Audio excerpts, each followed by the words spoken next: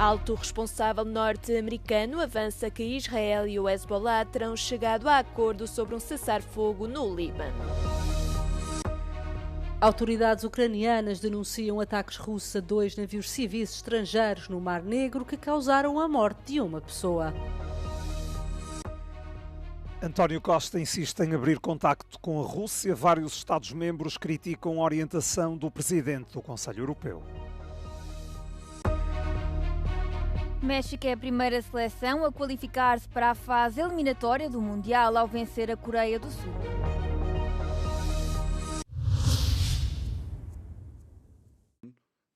Israel e o Hezbollah terão chegado a acordo sobre um cessar-fogo no Líbano a entrar em vigor durante a tarde de sexta-feira, segundo um alto responsável norte-americano.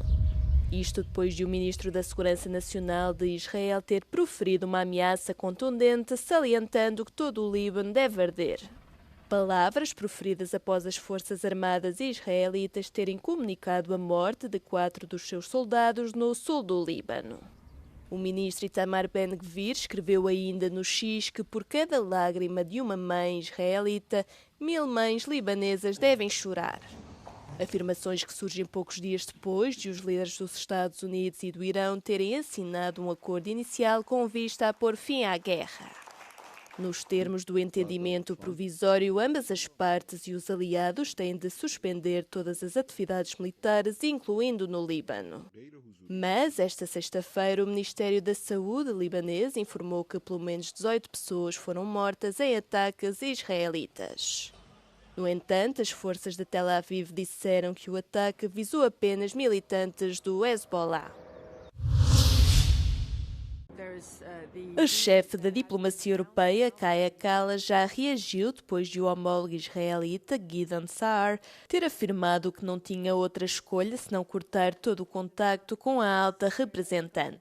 Isto na sequência de informações que davam conta de que a política natural da Estónia teria comparado Israel ao antigo regime do apartheid da África do Sul. Kallas terá feito essa afirmação durante uma viagem ao México em maio, onde se reuniu com altos responsáveis do governo mexicano. O ministro israelita referiu ainda que não foi emitida qualquer negação ou esclarecimento relativamente a uma declaração que considerou ser grave. Por esse motivo, disse não ter outra escolha senão cortar o contacto com Kaja Kallas. Em resposta, a antiga primeira-ministra da Estónia referiu valorizar o diálogo e o envolvimento com Israel e que o Bloco Europeu continuava empenhado numa relação construtiva com o país. Mas Kallas recordou que a posição da União era de que a solução de 2 Estados continuava a ser o único caminho viável para a paz. As autoridades ucranianas anunciaram que na noite de quinta-feira drones russos atacaram 2 navios civis com bandeira estrangeira no Mar Negro, causando a morte de uma pessoa e ferindo outras 5. O vice-primeiro-ministro Alexei Kuleba confirmou que os ataques atingiram uma embarcação sob a bandeira de São Cristóvão em Nevis, bem como outro navio com bandeira panamenha, tendo um marinheiro ficado em estado crítico. Kiev descreveu o incidente marítimo como um ataque de guerra direto contra a liberdade de navegação, apesar das autoridades locais terem confirmado que ambas as embarcações conseguiram retomar o caminho após os ataques. Estes bombardeamentos navais ocorreram no âmbito de uma onda mais ampla da ofensiva russa durante a noite, incluindo o ataque a Odessa, que provocou um incêndio fatal num parque de estacionamento de caminhões. Outros ataques com drones e bombas guiadas nas regiões do sul e do leste também deixaram vários civis feridos, tendo um mini-autocarro sido atingido em Kherson e 40 casas danificadas em Kharkiv. A Força Aérea Ucraniana afirmou que as defesas locais abateram 79 dos 90 drones russos. Andy Burnham, autarca de Manchester, venceu no noroeste de Inglaterra a importante eleição suplementar em Makerfield, no Reino Unido, abrindo assim caminho para que possa desafiar a liderança do primeiro-ministro britânico Keir Starmer. O candidato do Partido Trabalhista regressa a Westminster depois de ter conquistado com facilidade o assento parlamentar de Makerfield, garantindo cerca de 55% dos votos. I do say to my own party, this is a final chance to change. This is what people said directly to me on the hundreds of doorsteps that I stood on. We must hear it, we must act upon it, and we must get it right. There will be no second chance. Muitos deputados trabalhistas consideram Burnham a melhor hipótese que o partido tem de recuperar eleitores. Starmer felicitou Burnham pela vitória, mas não tenciona desistir. Well, there isn't a leadership contest at the moment. There isn't one at the moment. But as I've said on many occasions, I don't think that's a good thing for the country to plunge us into chaos. But if there is a contest, just to be clear with you, then yes, I will run, I will stand, and I've said repeatedly, I'm not going to walk away from that. O primeiro-ministro tem enfrentado repetidos apelos para que se demita desde as eleições locais de maio. West Streeting, ex-ministro da Saúde, já deu a entender que irá competir pela liderança. Os 27 líderes da União Europeia reuniram-se em Bruxelas para uma cimeira de 2 dias centrada na invasão da Ucrânia pela Rússia, nos efeitos da economia chinesa e no próximo orçamento de longo prazo do bloco. A cimeira de quinta-feira surge na sequência de uma reunião do G7 em Evian, onde os líderes conseguiram convencer Donald Trump a assinar uma declaração conjunta comprometendo-se a aumentar o apoio militar a Kiev e as sanções contra Moscou. Russia, on the other hand, the economy is suffering. The fact that Russia has shut down the internet, closed Telegram, for example, speaks for itself, because Russia is again rising an iron curtain, but now it's a digital iron curtain on their people. Volodymyr Zelensky afirmou que tencionava discutir a abertura de todos os capítulos das negociações de adesão da Ucrânia à União Europeia. Reafirmou o empenho de Kiev num percurso mais rápido para a adesão, apesar das preocupações de vários Estados-membros. Bruxelas também concluiu que o comércio entre a União Europeia e a China é insustentável e que a relação tem de mudar para evitar um confronto total. We definitely need more European coordination in our engagement with China to protect the European economy and to boost our competitiveness. So I'm very much open for these discussions.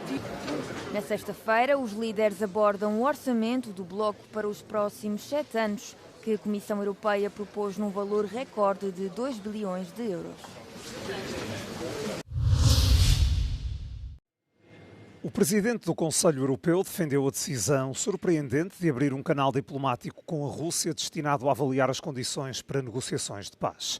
A equipa de António Costa já tinha concluído, após a avaliação, que essa possibilidade não é viável neste momento. A questão, no entanto, dominou a cimeira da União Europeia em Bruxelas na quinta-feira. Isto porque Costa sempre apresentou uma postura de linha dura contra a negociação ou a comunicação com o lado que iniciou a guerra na Ucrânia. A preservação da unidade da União Europeia tem sido até agora um pilar do mandato do português. Não há, por isso, explicações claras sobre o motivo pelo qual entende ser agora o momento certo para estabelecer contacto com Moscovo. No início desta semana, soube-se que o chefe de gabinete de António Costa tinha mantido várias conversas por telefone com um assessor de topo do presidente russo, Vladimir Putin. Costa explicou que ordenou o contacto simplesmente para estar preparado quando chegasse a hora de defender os interesses do bloco. Acrescentou que as chamadas telefónicas foram breves e não negociações ou trocas de informação substanciais. Os 27 Estados-membros ficaram divididos. Alguns apontaram Costa como o representante natural dos interesses da União Europeia. Outros, como a Polónia, os países bálticos e os nórdicos, condenaram a iniciativa e sublinharam que é inoportuna. Lembraram ainda que a decisão foi tomada sem que os Estados-membros tivessem sido previamente consultados.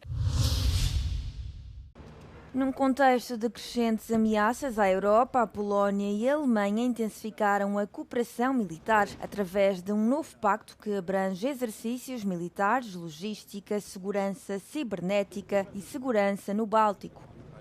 Na quarta-feira, os ministros da Defesa da Polónia e da Alemanha assinaram um acordo bilateral em Varsóvia sobre cooperação na área da defesa. A assinatura do acordo coincidiu com o 35º aniversário do Tratado Polaco-Alemão de Boa Vizinhança e Cooperação Amigável. O novo acordo substitui o Acordo Quadro sobre Cooperação na área da defesa, assinado em 2011 pela Polónia e pela Alemanha. As novas disposições abrangem principalmente questões relacionadas com a mobilidade militar, o desenvolvimento de infraestruturas de apoio logístico, a cooperação no domínio marítimo, incluindo no Mar Báltico, a cibersegurança e a utilização do espaço exterior. O Campeonato do Mundo da FIFA apresentou mais 4 jogos da fase de grupos na quinta-feira, com golos, emoção e uma vitória marcante do co-anfitrião Canadá. No grupo A, a África do Sul e a Chequia empataram 1-1. A Chequia marcou cedo, mas a África do Sul reagiu e conseguiu o empate no final da partida. No México, o El Tri somou mais uma vitória por 1-0 contra a Coreia do Sul. Este resultado coloca o México na frente do Grupo A e em vias de chegar à fase eliminatória. Já no Grupo B, a Suíça apresentou uma exibição dominante na reta final para vencer a Bósnia-Herzegovina por 4-1. O suplente Johan Manzabi foi a estrela do jogo com 2 golos, dando 4 pontos à Suíça e colocando-a a um passo da qualificação. O resultado mais marcante do dia ocorreu em Vancouver, onde o Canadá venceu o Qatar por 6-0. Jonathan David marcou 3 dos golos, dando a primeira vitória aos co-anfitriões do Mundial. Após os jogos de quinta-feira, o México, a Suíça e o Canadá deram passos importantes rumo à fase eliminatória, enquanto a recuperação tardia da África do Sul mantém o Grupo A em aberto antes da próxima ronda. O próximo jogo da seleção portuguesa decorre na terça-feira frente ao Uzbequistão. O secretário da Defesa dos Estados Unidos, Pete Hegseth, e o secretário-geral da NATO, Mark Rutte, estiveram juntos em Bruxelas para a promoção do que chamaram de uma NATO 3.0 renovada, com uma defesa europeia mais forte. Esta doutrina visa fortalecer a organização, reduzindo a dependência da Europa em relação aos Estados Unidos. O objetivo é aumentar os investimentos europeus na defesa e reforçar a sua base industrial. Mark Rutte reiterou o compromisso de construir uma Europa e uma NATO mais fortes, enquanto o secretário de Estado norte-americano instou os europeus a assumirem a liderança na defesa do seu próprio continente.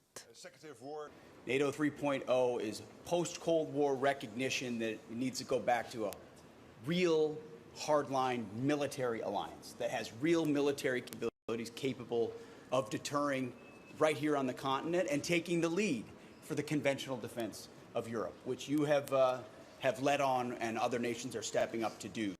À chegada, o secretário-geral da NATO saudou também o acordo alcançado entre os Estados Unidos e o Irão. I think President Trump struck a good deal. It is important because what this deal does is degrade the nuclear capability. This is what the US did through this, basically from the end of February, making sure that the nuclear capability is degraded in Iran. The same when it comes to the ballistic missile capability, which is posing a threat not only to the Middle East, but also to Europe and other parts of the world, but also to restore the freedom of navigation. Os líderes dos países aliados reúnem-se no próximo mês em Ankara, num momento crítico para a segurança europeia.